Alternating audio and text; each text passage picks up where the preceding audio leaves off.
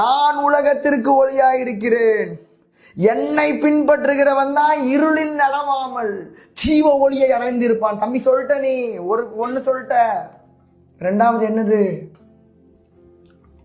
நித்திய ஜீவன், பரலோகம். நிறைய பேர் சொல்லலாம், நீ என்ன பாவனாலும் செய், கண்ட மாதிரி வாழு,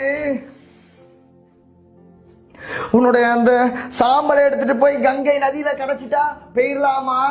குடிகாரனுக்கும் போஸ்டர் ஒட்டுறியே, அவர் இறைவனடி சேர்ந்தார் அப்படி என்று ஒட்டுறியே.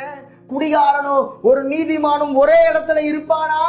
உனக்குள்ளே கொஸ்டின் கேளுங்க, நீங்களே உங்களை நீங்களே நிதானித்தறீங்க.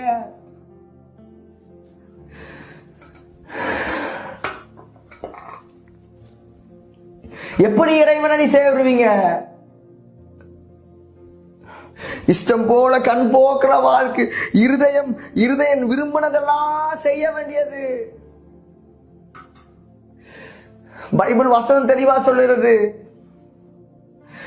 உன் கண்ணு போற போக்குடெல்லாம் போ, உன் இருதயம் விரும்பினதெல்லாம் நிறைவேற்று நீ. ஆனா எல்லாவற்றை குறித்த முடிவிலே உன நியாயத்துல நிறுத்தும் தெய்வம் ஒன்று உண்டு என்றதை மறந்துடாத.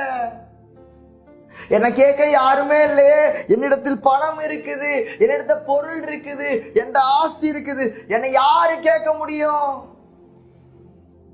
அதுதான் அந்த ஆத்துல கொண்டு கரைச்சிட்டா நம்மளோட ஆத்துமா சாந்தி அடையாது மகனே. உன் ஆத்துமா சாந்தி அடையாது. நீ எத்தனை பாவங்கள் செய்து கோடி கோடியாய் உன்னுடைய காணிக்கை பெட்டியில நீ சோன் சொல்லுகிற தெய்வத்துக்கிட்ட கொண்டு படைத்தால் உன் பாவங்கள் மன்னிக்கப்படாது. உலகத்தில் உள்ள எல்லா பாவங்களையும் மன்னிக்கிற ஒரே தெய்வம் மன்னிக்கிறது மட்டுமல்ல, பாவங்களில் இருந்து, குடிகாரனை குடியிலிருந்து, விபச்சாரக்காரனை விபச்சாரத்தில் இருந்து, ஒரு எவ்வளவு சாட்சி. நான் பெரிய குடிகாரன் ப்ரோ, என்ன குடியிலிருந்து விடுதலை கொடுத்த தெய்வம்.